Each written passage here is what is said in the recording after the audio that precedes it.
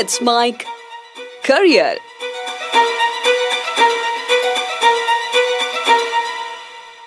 आज हम एक ऐसा मुद्दा डिस्कस करने जा रहे हैं जो आप न्यूज में बहुत सुनते रहते हैं, आपके आसपास जो भी चर्चाएं होती रहती हैं उन सब में सुनते रहते हैं, लेकिन उनकी गहराई में या कह सकते हैं कम से कम सामान्य जानकारी हम सबको नहीं है। और वो है शेयर मार्केट। एक तो हम शब्द सुनते हैं शेयर, दूसरा उसके साथ सुनते हैं कुछ इंडेक्स जैसे कि सेंसेक्स और निफ्टी। और हम न्यूज में सुनते रहते हैं जैसे कहीं युद्ध हो गया रूस और यूक्रेन में, पता चला अचानक से स्टॉक मार्केट डाउन हो गया। कभी हम देखते हैं कि सेंसेक्स एकदम बहुत ऊपर चला गया।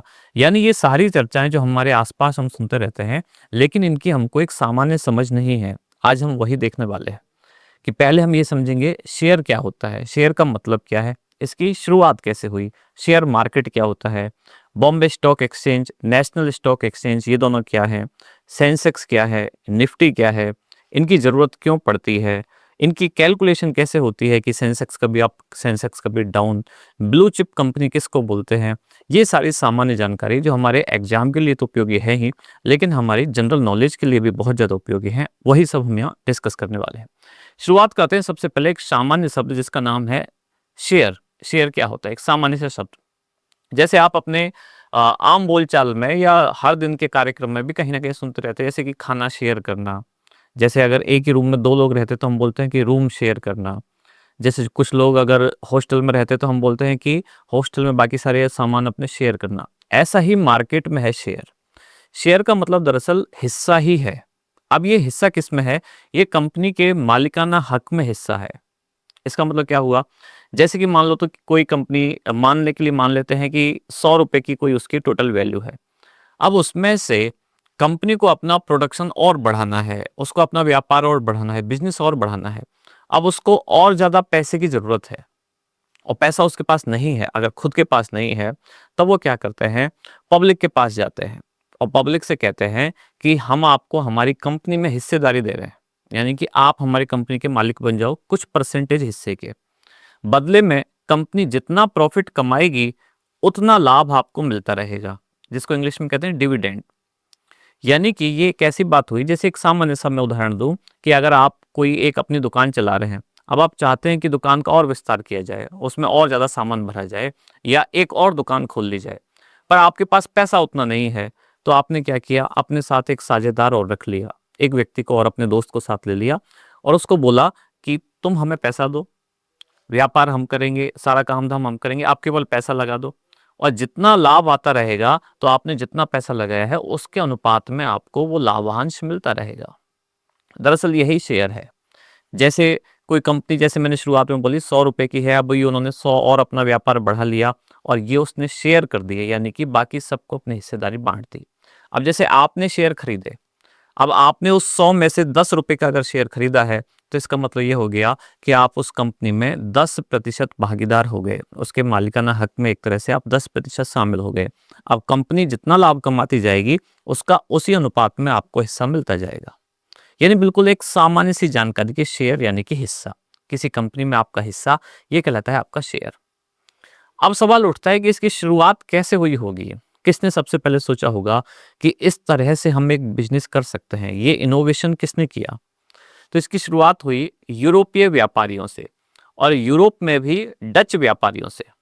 जो डच लोग थे वो भारत की तरफ जब आए, भारत के साथ साथ इधर जो साउथ ईस्ट एशिया यानी कि दक्षिण पूर्वी एशिया, इस क्षेत्र में जब आए मसालों के व्यापार के लिए, सूती कपड़े खरीदने के लिए, तब उनको ये दिखा कि इस प्रोडक्ट की, यानी कि जैसे कि मसालों की, सूती कपड़ों की, यूरोप में मांग बहुत है, लेकिन कंपनी के पास व्यापार करने के लिए उतना पैसा नहीं है। डच कंपनी की मैं बात कर रहा हूँ, ये बात है सन 1602 की।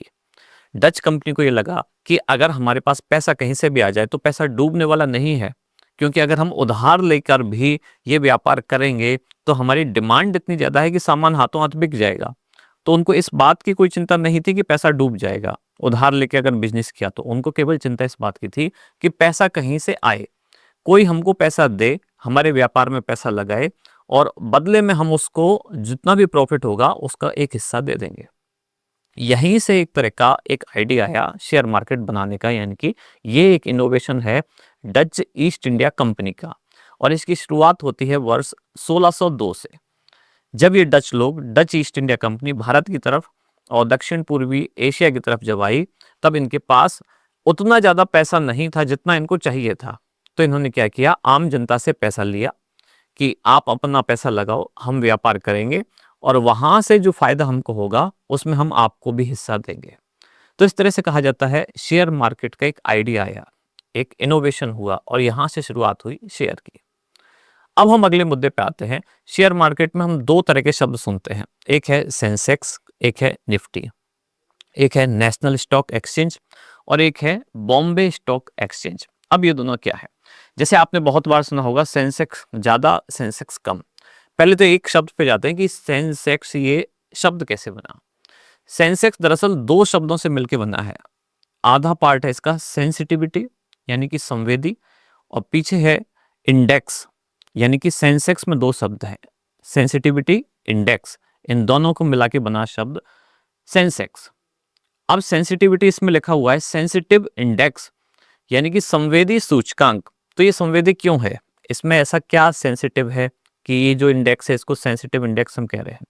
इसमें संवेदी दरअसल ये है कि मार्केट में होने वाली हर घटना से प्रभावित होता है। अब हर घटना का मतलब क्या? जैसे मान लो कहीं युद्ध हो गया तो आपने देखा होगा सेंसेक्स डाउन चला गया, या पूर्ण बहुमत की सरकार आ गई केंद्र में, बहुत ज्यादा सीटें जीत के आ गई, तो आप देखेंगे सेंसेक्स एकदम से ऊपर उछाल मारता है, ऊपर चला जाता है। यानी अपने आसपास पूरे मार्केट में होने वाली हर घटना से ये प्रभावित होता है, हर घटना के प्रति ये सेंसिटिव है, इसलिए इसको कहते हैं सेंसिटिव इंडेक्स यानी कि सेंसेक्स। इस सेंसेक्स में अब इसकी कैलकुलेशन कैसे होती है, यानी कि इसमें जो टॉप 30 कंपनी है, सबसे अच्छा प्रदर्शन करने वाली जो 30 कंपनी है, उनका व्यापार जैसे चल रहा होता है उसी के आधार पे सेंसेक्स काम करता है। अगर वो 30 कंपनियां, और ये 30 कंपनियां फिक्स नहीं होती, जो भी टॉप 30 होती हैं, टॉप 30 जो अच्छा प्रदर्शन कर रही होती हैं, अच्छा उन्हीं को कहा जाता है ब्लू चिप कंपनी। एक सवाल कई बार ये भी बनता है कि ब्लू चिप कंपनी क्या है? तो ये सेंसेक्स तय करने वाली वो 30 कंपनियां जिनका व्यापार सबसे अच्छा चल रहा होता है, उन्हीं को कहा जाता है ब्लू चिप कंपनी। तो ये जो 3 ब्लू चिप कंपनी हैं, इनके बिजनेस के आधार पर, बिजनेस फायदे में चल रहा है तो सेंसेक्स अप, बिजनेस घाटे में जाएगा तो सेंसेक्स डाउन। ऐसे ही दूसरा एक मार्केट है। अच्छा, ये जो सेंसेक्स है ये किसका इंडेक्स है? ये है बॉम्बे स्टॉक एक्सचेंज। ये मार्केट है, ये शेयर मार्केट है, Bombay stock exchange stock market है। ऐसा ही दूसरा मार्केट है नेशनल स्टॉक एक्सचेंज। ये जो बॉम्बे स्टॉक एक्सचेंज है इसका इंडेक्स कहलाता है सेंसेक्स, जबकि जो नेशनल स्टॉक एक्सचेंज है इसका सेंसेक्स कहलाता है, यानी कि इसका इंडेक्स कहलाता है निफ्टी, ये जिसको आप निफ्टी 50 भी सुनते हैं।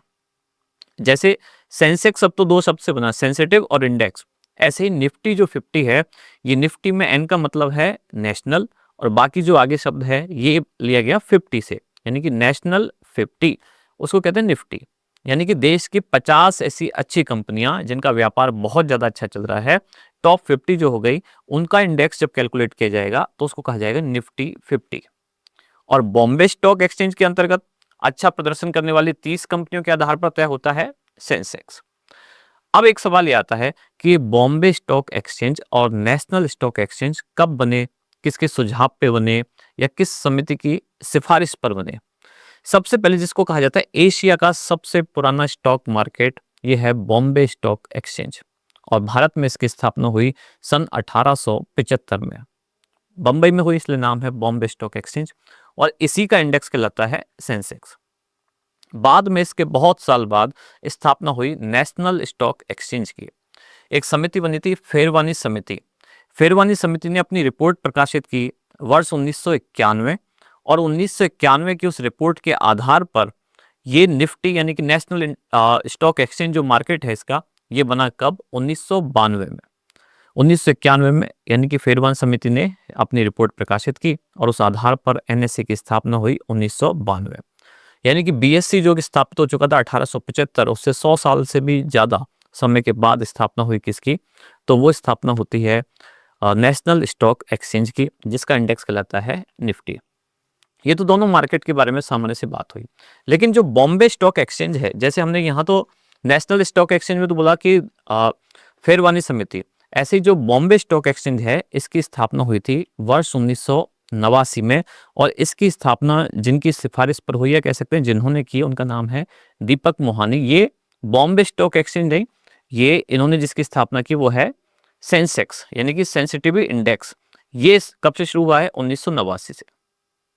यानी बॉम्बे स्टॉक एक्सचेंज तो स्थापित हो गया 1875 में, लेकिन उसका जो इंडेक्स है जिसको सेंसेक्स कहते हैं, ये दीपक मोहानी, इन्होंने इसकी शुरुआत की है। कब? 1989 से। तो दो बातें मुझे लगता है शायद आपको समझ में आई होंगी, एक है सेंसेक्स, दूसरा है निफ्टी 50, एक है बीएससी और दूसरा है एनएससी। अब इसमें कुछ साधारण सी बातें बचती हैं कि ये मार्केट से कैसे प्रभावित होता है। अपने आसपास कुछ भी हलचल होती है, कहीं आपने सुना युद्ध हो रहा है, कहीं किसी देश में हमला हुआ और आप देखते हैं कि भारत में सेंसेक्स प्रभावित हो गया, सरकार ने कोई मॉनेटरी पॉलिसी जारी की, बैंक रेट बढ़ाई या घटाई और आपने देखा कि मार्केट पे प्रभाव आ गया। कि कोई सरकार बहुत ज़्यादा सीटें जीत के आ गई तो आपने देखा सेंसेक्स ऊपर चला गया। सरकार को पूर्ण बहुमत नहीं मिला तो आपने देखा सेंसेक्स नीचे चला गया। तो दरअसल इन सब हलचलों का शेयर मार्केट पे प्रभाव क्यों पड़ता है? शेयर मार्केट केवल एक कॉन्सेप्ट पे काम करता है, यह है प्रॉफिट और लॉस।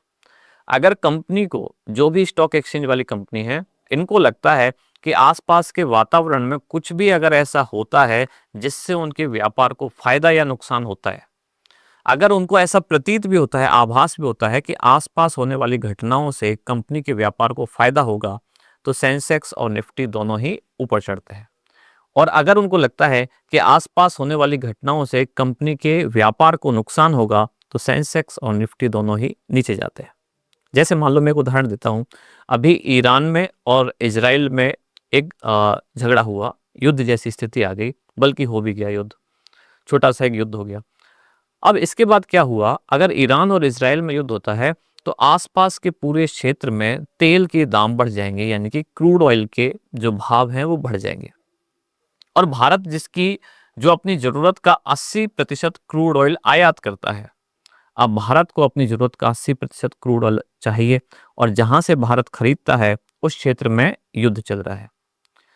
तो अब जब वहां युद्ध चल रहा है तो वहां से हमको क्रूड ऑयल निकालना आसान नहीं है, उसके भाव बढ़ेंगे। अब जैसे ही क्रूड ऑयल के भाव बढ़ेंगे तो मार्केट में एक माहौल बनेगा कि महंगाई आने वाली है, और जैसे ही ये होगा तो इसका मतलब शेयर मार्केट पे एक नकारात्मक प्रभाव पड़ेगा। ऐसे ही रूस और यूक्रेन में युद्ध चला। भारत पहले खाड़ी देशों से बहुत ज़्यादा तेल लेता था, रूस से बहुत कम लेता था। आजकल रूस से बहुत ज़्यादा तेल हमने खरीदना शुरू किया।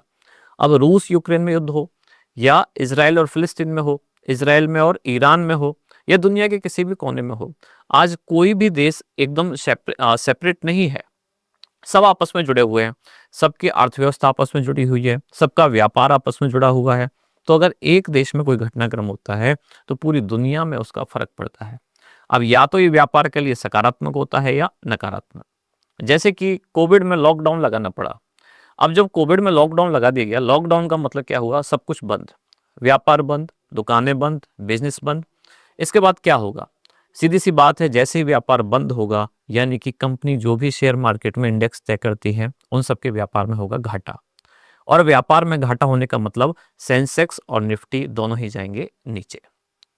अगला सवाल है कि राजनीतिक हलचलों से कैसे प्रभावित होता है। जैसे इस बार आपने देखा, केंद्र में भारतीय जनता पार्टी सरकार जो चुनाव के बाद सारे एग्जिट पोल ऐसे दिखा रहे थे कि शायद वो पूर्ण बहुमत से आ रहे हैं, 400 पार आ रहे हैं, ऐसा नारा दिया गया। लेकिन वैसा हुआ नहीं, 240 के आसपास उनकी सीट रही। तो आपने देखा अगले दिन मार्केट अचानक से डाउन हो गया। ऐसा क्यों हुआ? कि अगर पार्टी जीते या हारे उससे बाजार पर क्या असर पड़ता है? दरअसल किसी पार्टी के हारने जीतने से नहीं, मार्केट इस कॉन्सेप्ट पे चलता है कि सरकार पूर्ण बहुमत की, यानी कि स्थायी सरकार आने वाली है, या फिर गठबंधन वाली यानी कि अस्थायी सरकार आने वाली है। और व्यापारी को ये लगता है अगर पूर्ण बहुमत वाली सरकार आएगी जो आगे टिकी रहेगी, तो यानी वो व्यापार वाणिज्य के लिए फायदा करेगी, कि स्टेबिलिटी रहेगी, मार्केट भी स्टेबल रहेगा। तो आपने देखा होगा जब जब पूर्ण बहुमत की सरकार आने का अंदेशा होता है तब तब शेयर मार्केट ऊपर जाता है, और जब जब लगता है कि गठबंधन की सरकार है या पूर्ण बहुमत तक नहीं पहुंच पा रही है, तब तब मार्केट नीचे जाता है। यानी घटना आसपास कुछ भी हो, चाहे युद्ध हो, राजनीतिक हलचल हो, या फिर कोई अर्थव्यवस्था से जुड़ी हुई घटना हो, जैसे कि रिजर्व बैंक ने अपनी मॉनेटरी पॉलिसी जारी की, बैंक रेट बढ़ाई या घटाई, रेपो रेट या रिवर्स रेपो रेट, ये सब जो बढ़ाई है घटाई, कुल मिला के इसमें कॉन्सेप्ट एकमात्र है कि अगर कंपनियों को ये लगता है हमारा फायदा होगा तो सेंसेक्स ऊपर जाएगा, और अगर उनको लगता है हमारा घाटा होगा तो सेंसेक्स डाउन जाएगा। तो ये एक थी सामान्य जानकारी जिसमें हमने शेयर के बारे में थोड़ी सी बात की, और इसके जो दो मार्केट हैं एनएससी और बीएससी, और उनके जो इंडेक्स हैं निफ्टी 50 और सेंसेक्स, इनके बारे में हमने थोड़ी सी जानकारी दी। हमें उम्मीद है ये जानकारी आपके काम की है और आपकी समझ में थोड़ा सा इजाफा हुआ होगा। अगर हुआ है तो हमें कमेंट्स करके जरूर बताएं। कार्यक्रम में जुड़े रहने के लिए धन्यवाद।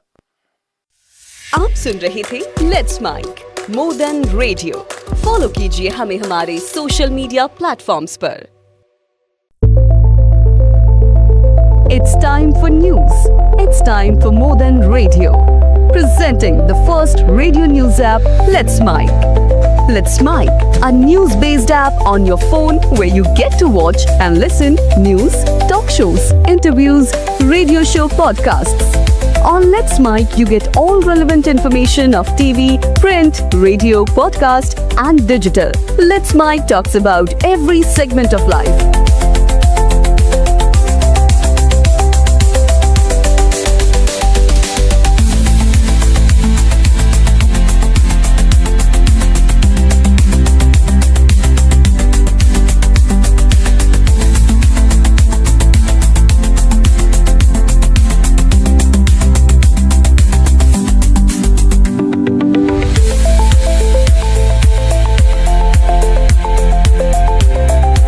Download the app now from Play Store. Available both on Android and iOS mobile phones. Follow us on YouTube, Instagram, Twitter, LinkedIn, Facebook, Telegram, WhatsApp, Snapchat. Let's talk, let's connect, and let's mic.